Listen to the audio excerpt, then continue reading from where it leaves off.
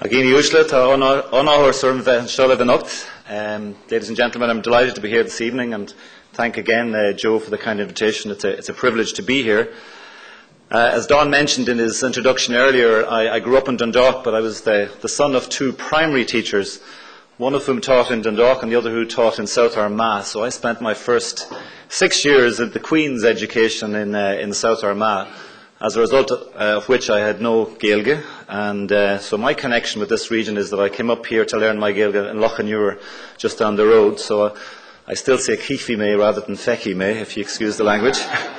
Anyway, and as Don also said, my career over the recent decades has been in the research area, and in fact in the past 5 or 6 years I led a biomedical diagnostics institute, an industry academic partnership, and it was really fantastic working in an area where one was developing new technologies for early detection of critical diseases like cancer and cardiovascular disease.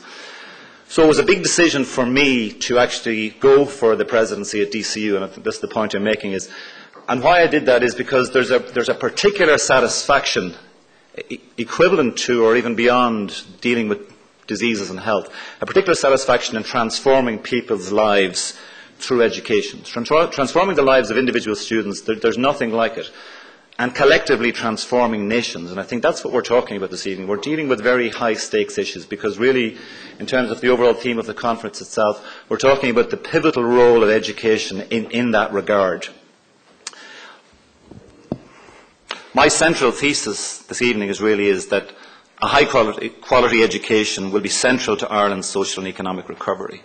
Okay? And really, as Mary alluded to, really the quality of the human capital that we mould through a high quality education system is our way out of this. It's our only way out of this. So again, it puts a particular emphasis, it puts a particular moral responsibility on people like myself and others in the education system that we have to deliver, because the future for all of us depends on this. And I would say to you that given the fact that we have hopefully just temporarily lost our economic sovereignty, the only way we can actually address this is through innovation and flexibility. And again, that puts a particular onus on us. And in the issues that I will raise tonight, and I will focus in particular on 5 or 6 key issues that I think require reform and transformation in the education system. These are not issues that we can identify and say we'll fund this, we'll fund that. We have to find innovative ways of dealing creatively with existing resources, or else leveraging unexploited opportunities so that we can deliver the outcome that we require. One of the key messages I'll give, and I think one of the problems that I would identify, is the fact that there is a lack of alignment of objectives along what I would call the continuum of education.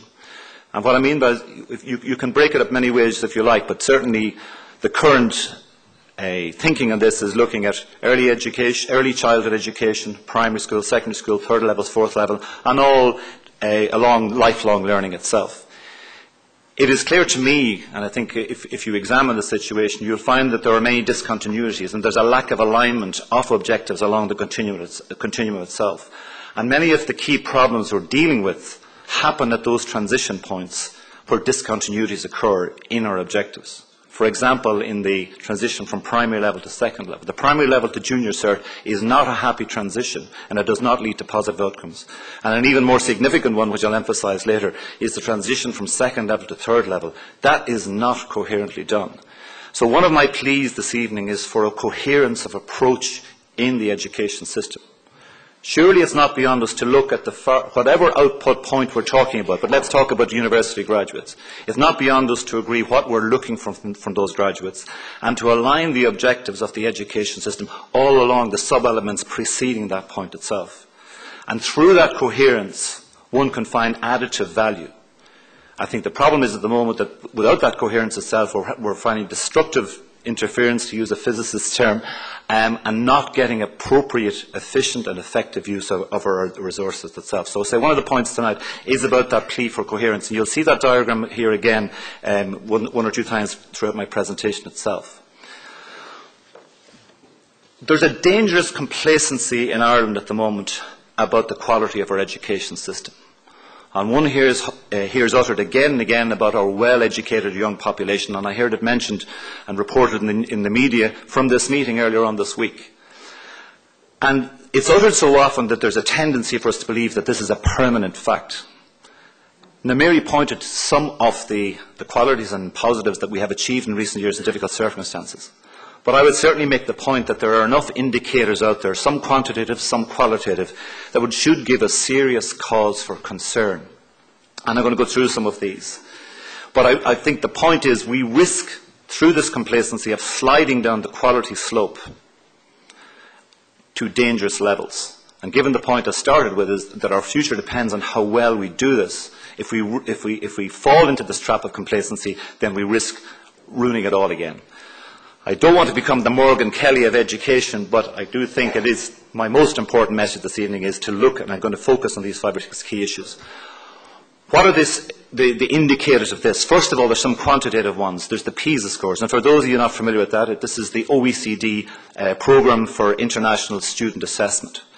And in particular, the most recently reported ones looked at numeracy and literacy in 15-year-olds. And just to quote the numbers, in the most recently reported ones looking at the transition between 2000 and 2009, so it's very recent, in literacy we fell from 5th to 17th position.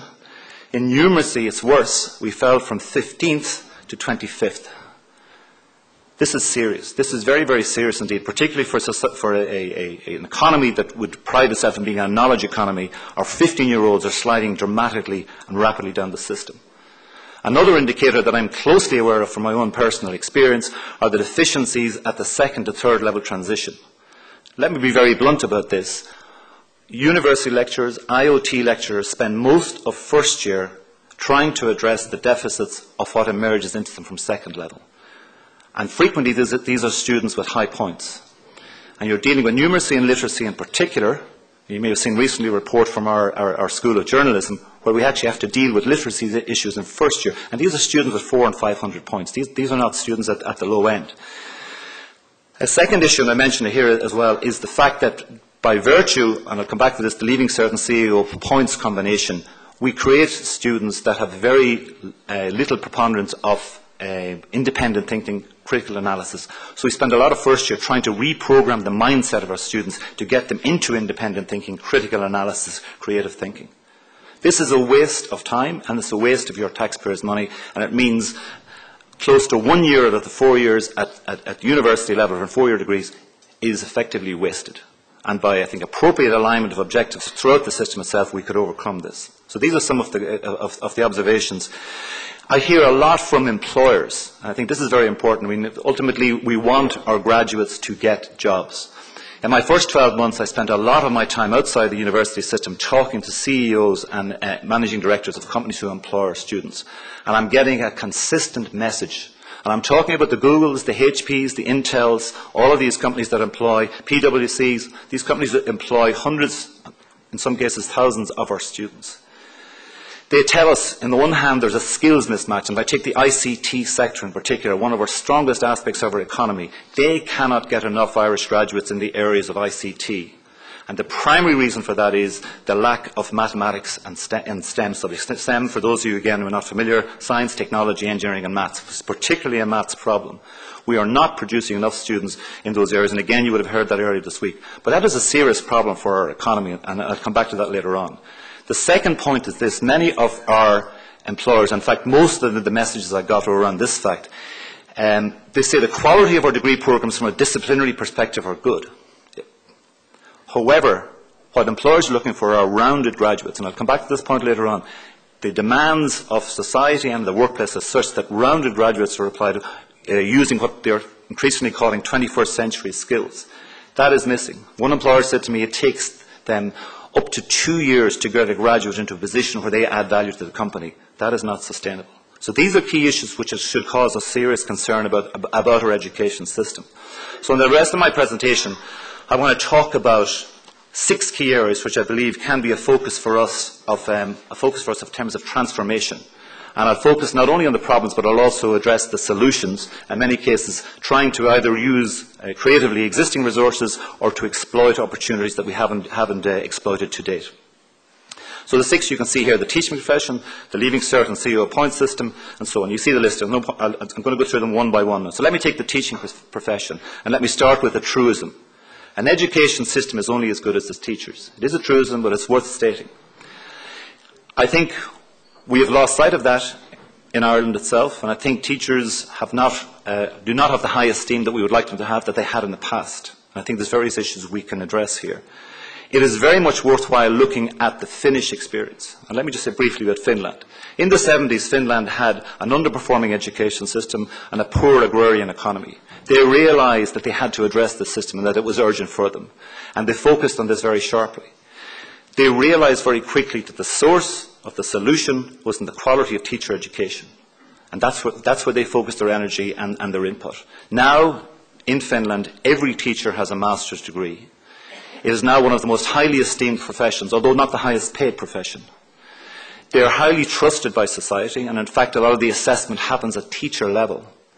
Their motto was the one I show you there, trust through professionalism. So they focused on the professionalism of their teachers. And they adopted a very strong partnership approach between policymakers, the educators, and the enterprise sector.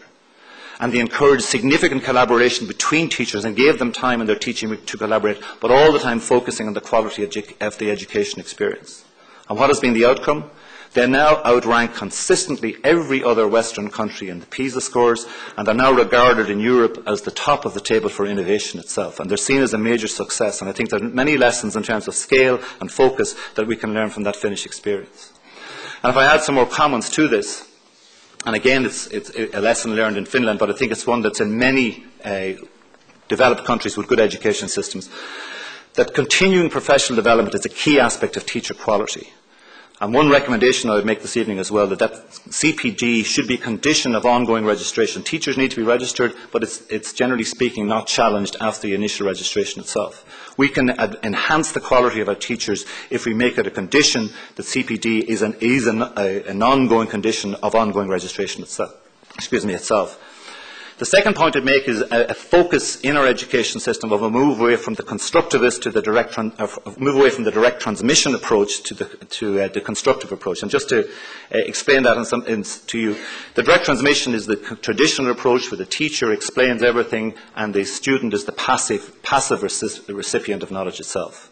The constructive approach, on the other hand, is where the student is an active participant in the acquisition of knowledge. And it's a much more enriching and positive learning experience itself. But overall, the point I'd make with the teaching profession is I think we need to focus much more in Ireland on education as a discipline and enhancing the quality of education. And I'll make a recommendation at the end on this. Second point I'd make, and I don't want to labour this too much because many of you are very aware of this, the Leaving Cert and CEO point system. If I make a single point on this, it's the single most negative factor in terms of driving counter-educational behaviour in our education system. And hands up, it's owned and run by the university system, the CAO points aspect of this. So only we can do something about it. Even the minister can't change it. We have to do it, and we will. Briefly through the points, emphasis on learning by rote discourages independent thinking, does not produce a rounded education, and in some exams, and those of you with kids have done the Leaving Cert, many of you would have done it yourself, in many cases stamina is more important than intellect. This is not what we want to achieve. A particularly important point I want to make, and it's very important for us that the Minister has actually requested the Presidents of the universities to come back to him very soon with an actual reformation of this point system, and that will happen. I want to share with you some of my thoughts on this itself. It's very important to state that one of the clear flaws in this, and it's not well understood, that the point system as it is not a fair reflection of student performance. And I'll show you directly this in a second. It distorts the choice of student subjects and often the level that they'll choose to go for. They understand, they can, as Mary mentioned earlier on, they're very clever at working out which subjects can give higher grades, what the reward to effort ratio should be. But let me show you some data which we analysed from the 2010 Leaving Cert. And I know it's after dinner and so on, I don't want to give you too many mathematical pieces of information. What you see there is 5 subjects from the Leaving Cert 2010. The numbers of students who did them, how I put in that is the stats are good. These are big numbers, right? The third column is the important point, right? And that shows the percentage of the students getting less than 60 points in that subject. The percentage of students getting less than 60 points in that subject. Okay? Okay? So that's a student, say, getting less than a C3. So then let me ask you this. Let me consider this. Consider a student getting a C3, so getting the 60 points that we award. So if you get 60 points in maths, you have to beat 82% of your cohorts nationally to do that, out of that 46,000. To get a C3 in Irish, you have to beat 70%, right down to English 50%, to geography 40%. You get the same points, but your national ranking changes dramatically. So you might think it would be a much fairer system if you awarded to the student who gets the C3 in each of those subjects those numbers there, 82 for the maths, 40 for the geography, 50 for the English. Because that's truly their national ranking of the subject. That's truly the measure of their performance. And this is what the US uses in their SAT system. They use a national, these are called percentiles. So I would very strongly say that one way of addressing this issue, and there's some significant benefits from it. So anyway, make the point, the points are based on grades are not a consistent indicator of performance. But the ranking percentile are a much fairer indication of relative performance. And the important thing is it's unaffected by marking variations between subjects. It's unaffected by workload variations between subjects, and it awards excellence. It encourages a student to pursue the subject that he or she is best at, because you get your points for your intrinsic performance in that subject itself.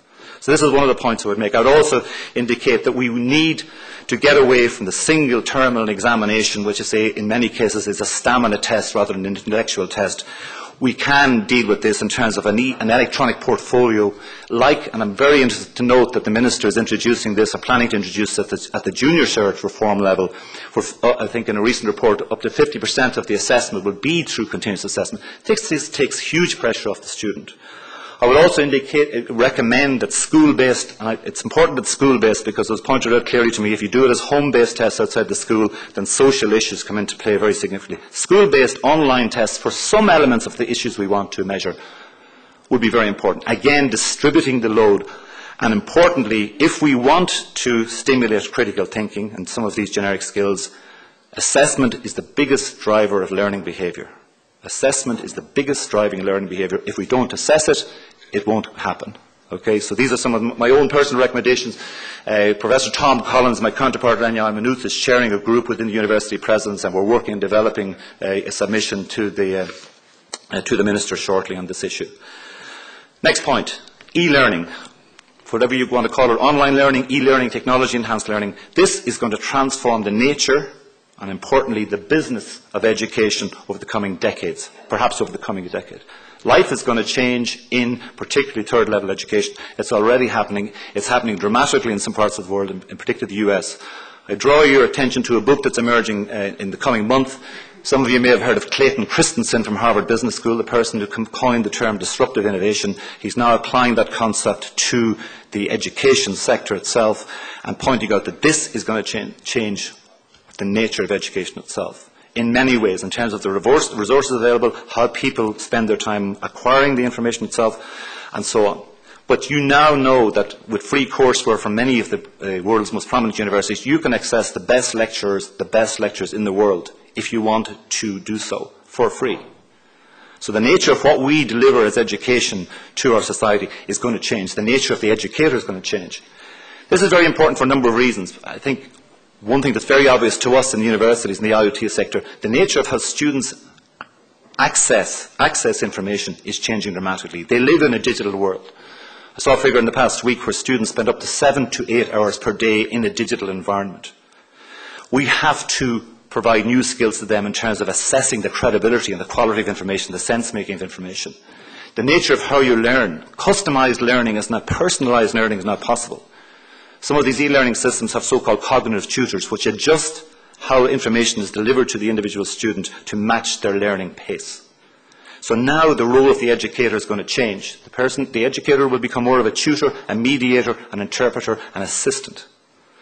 So one of my frustrations with the Hunt report that appeared earlier this year, and Mary was a part of the team that actually delivered all the good bits in it, but one of the frustrations did not speak to the fact that in 10 years' time, the nature of a student on any sort of an IoT or a university campus, how that student engages with knowledge, if they're even on the campus, will be dramatically different. The other aspect is for the lifelong learners, the flexibility. People can now learn and study any time, any place. So the physical issues of capacity may well be addressed by this issue as well in terms of, we've heard about the capacity issues. This is now going to change things. The global issue of this is we can have our students taking classes from India, from Japan, from China, from Mexico, using this sort of technology in real time. Enterprise has a key role to play here. We will be announcing a major initiative for our university in September, EDCU, where we're embracing this, where the students entering our campus from now on will live in this sort of environment, and I think it's crucial that we pursue this. STEM. If I was to pick the biggest single issue in education in Ireland, it is STEM. STEM is crucial for a knowledge-based economy. It's essential for technological innovation. Just to take one example, over the past decade in the US, the growth in STEM jobs was 3 times the growth of any other form of job.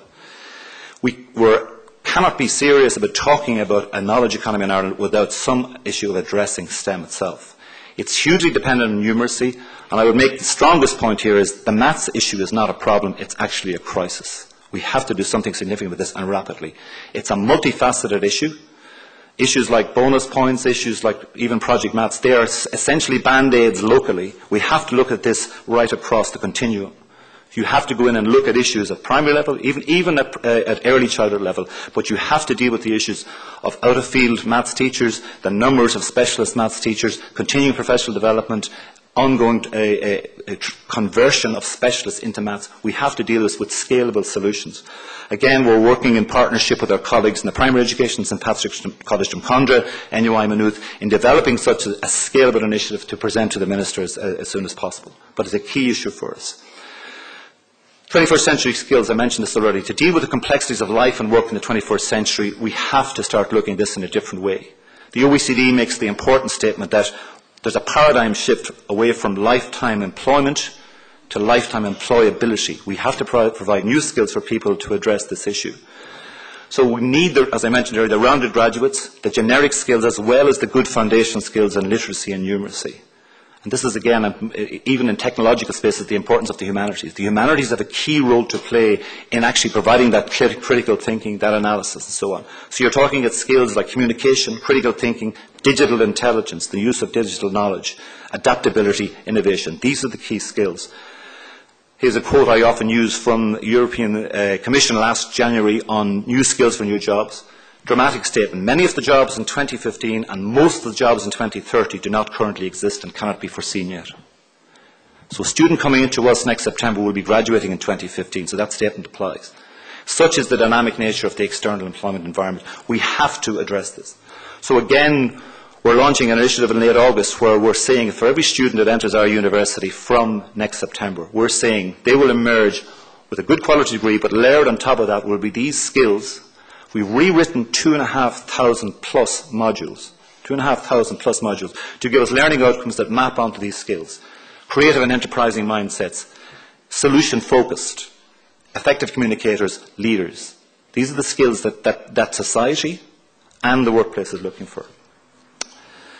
Final one of the 6 points. We must produce graduates for a global world. We must produce them. Okay? They must compete in a global market. We must prepare them for a multicultural awareness for the global economies. And when we look at the global economies, they're changing rapidly. I make the point to you that more than 2 in 5 of the world's population now either come from India or China. More than 2 in 5. Within the next 15 years, India will become the biggest population in the world. Its annual increase in population is bigger than the population of Australia. That's how dramatic it is. The world's economy is changing. So when I show you this graph, this diagram here, as we look, we must look east and west. We're comfortable looking west. And I think a lot of our engagements have to be with the US, but we're increasingly looking at countries like Mexico and then into South America. But certainly I've prioritised India as a key country, and I know the Minister as well has identified this as a key country in terms of preparing our graduates for a globalising environment. One of the things that I want to finish off with is the point is this. Some of what I'm talking about, it would appear to cost a lot of money. In fact, I would make the point that there are solutions to this. The private sector support has been untapped for education in this country. Just this month, President Obama ran a major business workshop for key business leaders in the UK. And at the end of that there was a commitment of over $100 million to education initiatives in the US, recognising issues like STEM, mathematics and so on. It's in these companies' own interests and in the national interest, and they often contribute to the national interest. If we can leverage that there, we can get significant benefit. Let me give you one example. Microsoft, a company that's very prominent in this country, July 2011 announced a 25 million STEM program in their own state in Washington, and a 15 million R&D investment in e-learning. And what are they doing? Increasing engagement of students through game-based learning, e-portfolios like described earlier on development, and they're training, look at this number here, over 150,000 educators in these technologies. These are not specific to the US, these are generic issues, and I think we can negotiate through these.